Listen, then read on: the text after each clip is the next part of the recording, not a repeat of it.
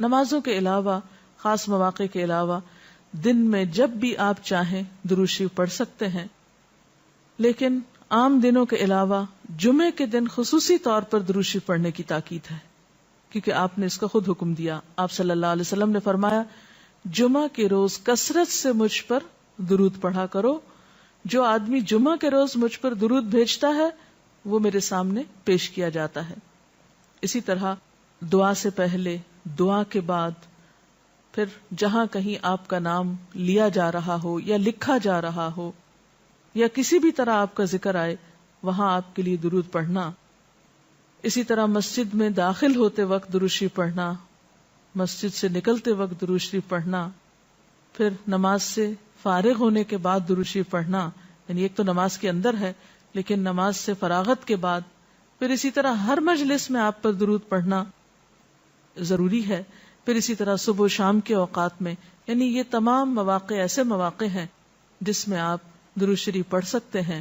اور موقع کوئی ہو یا نہ ہو، دن یا رات کی گھڑی، جس گھڑی میں آپ چاہیں، جب چاہیں، چلتے پھرتے کام کاج کرتے، آپ اللہ کے رسول صلی اللہ علیہ وسلم کو یاد کر سکتے ہیں، آپ کے لیے درود اور سلام پڑھ سکتے ہیں. نبی صلی اللہ علیہ وسلم پر درود شریف پڑھنے کے کئی صیغے ہمارے ہاں مشہور ہیں.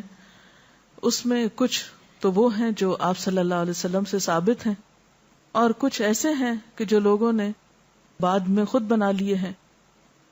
تو وہ ایسے تمام ورژن یا ایسی تمام عبارتیں جو لوگوں نے خود اس معنی کی بنائی ہیں، خواہ وہ عربی میں ہیں یا اردو میں ہیں، تو ان کو پڑھنے کی حد تک تو پڑھا جا سکتا ہے. یعنی اگر نثر میں کوئی ایسی عبارت موجود ہے جس میں آپ صلی اللہ علیہ وسلم کے لیے دعا کی گئی ہے یا آپ کی مدح کی گئی ہے یا آپ پر سلام بھیجا گیا ہے، خواہ وہ نثر میں ہو یا شعر میں، تو اس میں حرج تو کوئی نہیں. لیکن وہ چیز جو خود صلی اللہ علیہ وسلم نے ہمیں سکھائی اور جو آپ کی طرف سے ہمیں ملی، اس کا مقام باقی ہر انسان کے کلام پر کہیں بلند ہے، کہیں زیادہ فائدہ مند ہے. تو وہ درود شریف جو مسنون ہے، وہ صیغہ جو آپ سے ثابت ہے، اس کا پڑھنا افضل ہے، وہی اصل درود ہے. اور باقی تو انسانوں کے خیالات یا جذبات کا اظہار ہے، خواہ وہ شعر میں ہو، خواہ وہ نثر میں ہو، خواہ وہ اردو میں ہو، خواہ پنجابی میں ہو یا کسی اور زبان میں ہو، وہ تو پھر انسانوں کے کلام ہے نا. تو جس طرح اللہ سبحانہ و تعالیٰ کے کلام کو باقی تمام انسانوں کے کلام پر فضیلت ہے، اسی طرح نبی صلی اللہ علیہ وسلم کے کلام کو بھی باقی انسانوں کے کلام پر فضیلت ہے. ایک عام شاعر کتنی بھی خوبصورت بات کرے لیکن اللہ کے رسول صلی اللہ علیہ وسلم سے آگے تو اس کی بات نہیں ہو سکتی. ایک عام انسان کتنے بھی خوبصورت انداز میں آپ صلی اللہ علیہ وسلم کا ذکر خیر کرے لیکن وہ اس کے برابر تو نہیں ہو سکتا جو نبی صلی اللہ علیہ وسلم نے خود ہمیں دیا. تو بہترین صیغہ وہی ہے جو ہم نماز میں پڑھتے ہیں، جسے درود ابراہیمی کہا جاتا ہے، اور اس کا پڑھنا باعث اجر و ثواب ہے اور اس میں کوئی شک ہی نہیں. اسی طرح یہ چونکہ تھوڑا طویل ہے تو اس کو مختصر انداز میں بھی آپ پڑھ سکتے ہیں. مثلا صرف اگر آپ صلی اللہ علیہ وسلم کہہ رہے ہیں تو یہ بھی درست ہے، یہ بھی درود شریف مکمل ہے ایک طرح سے اگرچہ مختصر ہے. اسی طرح اللہم صلی وسلم علی نبینا محمد، یہ بھی آپ پڑھ سکتے ہیں. صلی اللہ علی النبی الکریم کہہ سکتے ہیں. تو مختصر ہو یا درود ابراہیمی کچھ طویل شکل میں ہو، اصل چیز تو ذکر میں مشغول ہونا ہے. تعداد میٹر نہیں کرتی جتنا وہ احساس اور جذبہ اور عقیدت جو کہ درود شریف پڑھتے ہوئے آپ صلی اللہ علیہ وسلم کے لیے ہماری ہو سکتی ہے. تو ہمارے لیے دن میں بے شمار مواقع ایسے ہوتے ہیں کہ جس میں ہم درود شریف پڑھ سکتے ہیں. سب سے پہلا موقع تو خود نماز کا موقع ہے. اس وقت تک نماز مکمل نہیں ہوتی جب تک ہم اس میں درود شریف نہیں پڑھتے. پھر اسی طرح عام نمازوں کے علاوہ نماز جنازہ میں بھی درود شریف پڑھا جاتا ہے. پھر اذان کے بعد درود شریف پڑھا جاتا ہے. آپ صلی اللہ علیہ وسلم نے فرمایا جب مؤذن کی آواز سنو یعنی اذان سنو تو وہی کہو جو مؤذن کہتا ہے، یعنی اذان کا جواب دو، پھر مجھ پر درود پڑھو. یعنی اذان کا جواب دینے کے بعد جب اذان ختم ہو جائے تو کیا کرنا چاہیے؟ نبی صلی اللہ علیہ وسلم پر درود بھیجنا چاہیے. کیونکہ مجھ پر درود پڑھنے والے پر اللہ تعالیٰ 10 رحمتیں نازل فرماتا ہے. اس کے بعد میرے لیے اللہ سے وسیلہ مانگو جو جنت میں ایک ہے، جو جنتیوں میں سے صرف کسی ایک ہی کو ملے گا، اور مجھے امید ہے کہ وہ جنتی میں ہی ہوں گا، یعنی آپ صلی اللہ علیہ وسلم ہی کے لیے وہ مقام ہے. اور آپ نے یہ بھی فرمایا کہ من سألی اللہ الوسیلہ، جس نے اللہ سے میرے لیے وسیلہ کی دعا کی، یعنی درود شریف کے علاوہ آت محمد الوسیلۃ دعا ہم پڑھتے ہیں، یہ دعا بھی پڑھی جانی چاہیے. تو جس نے یہ دعا پڑھی اس کے لیے میری شفاعت واجب ہو جائے گی، یعنی قیامت کے دن پھر میں اس کے لیے شفاعت کروں گا. پھر یہ کہ درود شریف نہ صرف یہ کہ دنیا میں انسان کے لیے فائدے کا باعث ہے، بلکہ آخرت میں انسان کے لیے شفاعت کا ذریعہ بھی ہے. درود شریف پڑھنے والوں کو نبی صلی اللہ علیہ وسلم کی شفاعت نصیب ہوگی. آپ نے فرمایا جس نے 10 مرتبہ صبح و شام مجھ پر درود بھیجا اسے قیامت کے دن میری شفاعت حاصل ہوگی. اب یہ کہ اگر زیادہ وقت نہ بھی ملے تو 10 دفعہ درود شریف پڑھنا آخر کیا مشکل ہے، کتنی دیر لگ جائے گی، لیکن اس کا اجر و ثواب اور اس کا فائدہ کس قدر ہے.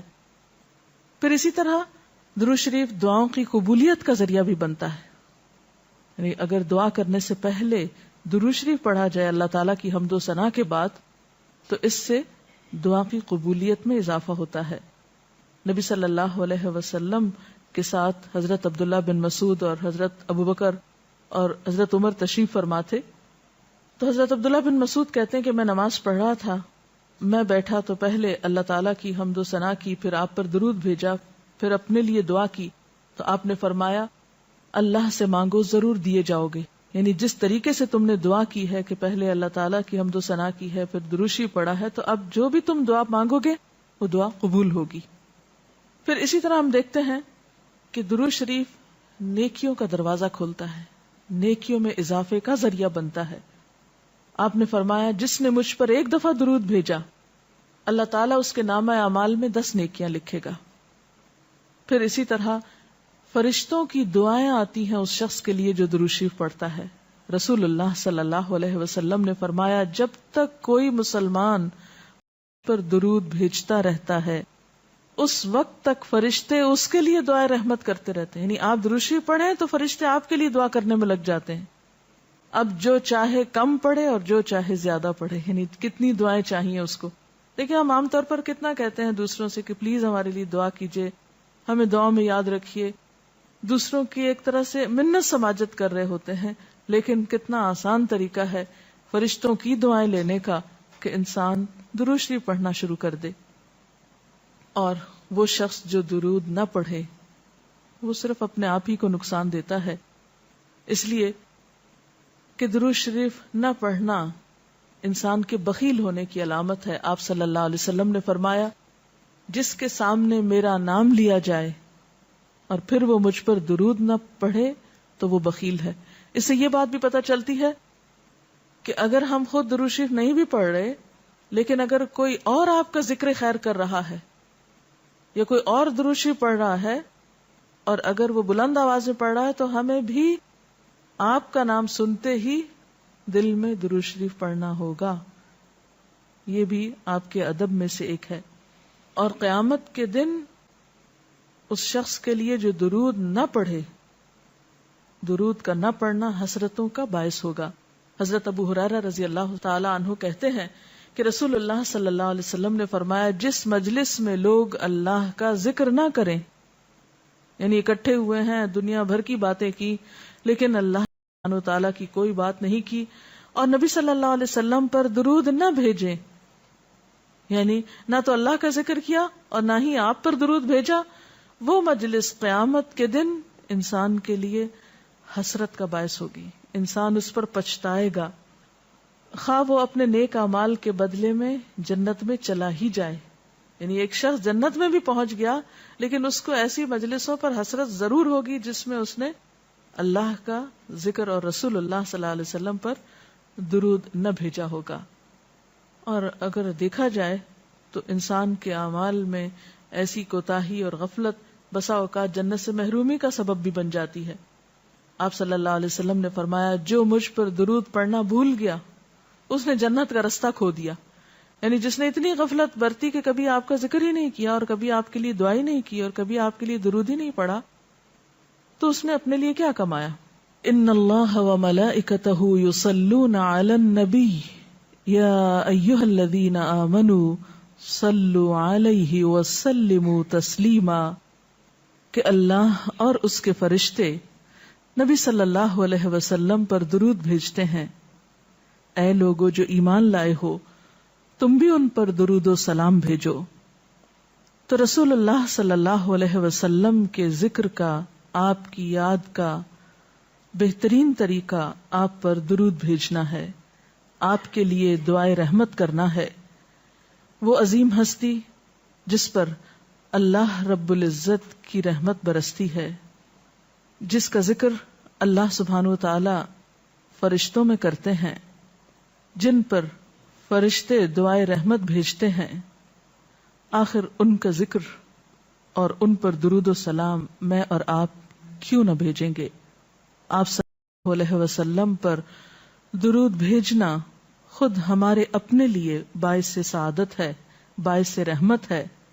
آپ صلی اللہ علیہ وسلم اس کے محتاج نہیں. مشرق ہو یا مغرب, شمال ہو یا جنوب, دنیا کے گوشے گوشے میں آپ کا ذکر خیر ہو رہا ہے, دن رات, آذانوں میں, نمازوں میں, جہاں جہاں آپ کا نام لیا جائے. لیکن اگر ہم درود شریف پڑھتے ہیں تو اس کا فائدہ خود ہم ہی کو پہنچتا ہے, ہمارے اپنے لیے باعث رحمت ہے. تمام غموں, دکھوں, تکلیفوں, مصیبتوں اور پریشانیوں سے نکلنے کا راستہ ہے, درجات کی بلندی کا ذریعہ ہے. رسول اللہ صلی اللہ علیہ وسلم نے فرمایا, جس نے مجھ پر ایک بار درود بھیجا اللہ تعالیٰ اس پر 10 مرتبہ رحمت نازل فرمائے گا. ایک بار درود پڑھنے کا اجر و ثواب, اس کے 10 گناہ معاف فرمائے گا. یعنی صرف 10 رحمتیں نہیں, 10 گناہوں کی بخشش بھی ہوگی اور 10 درجے بلند فرمائے گا, یعنی درجات کی بلندی بھی. اسی طرح درود شریف آپ صلی اللہ علیہ وسلم سے قربت کا ذریعہ بھی ہے. حدیث پاک میں آتا ہے, قال رسول اللہ صلی اللہ علیہ وسلم اول الناس بی یوم القیامت اکثرهم علی صلاۃ, قیامت کے روز مجھ سے سب سے زیادہ قریب لوگ وہ لوگ ہوں گے جو دنیا میں سب سے زیادہ مجھ پر درود بھیجنے والے تھے. یعنی قیامت کے دن آپ کا قرب بھی درود شریف کی وجہ سے نصیب ہوگا. پھر اسی طرح اگر انسان کوئی اور دعا نہ بھی کر سکے, غم, دکھ اور تکلیف کی حالت میں صرف درود شریف بھی پڑھتا رہے تو اسے ساری دعاؤں سے کفایت کر جائے گا. ایک حدیث میں آتا ہے, حضرت ابی ابن کعب رضی اللہ تعالی عنہ کہتے ہیں کہ میں نے آپ صلی اللہ علیہ وسلم سے عرض کیا, اے اللہ کے رسول صلی اللہ علیہ وسلم, میں آپ پر کثرت سے درود بھیجتا ہوں, یعنی بہت زیادہ آپ پر درود بھیجتا ہوں, اپنی دعا میں سے کتنا وقت میں درود کے لیے وقف کروں؟ یعنی جتنی میں دعائیں مانگتا ہوں ان میں سے کتنے وقت کے لیے درود پڑھا کروں, یعنی آپ پر دعائے رحمت بھیجوں یا آپ کے لیے دعائے رحمت کروں. درود کا مطلب یہی ہوتا ہے. تو آپ صلی اللہ علیہ وسلم نے فرمایا, جتنا تو چاہے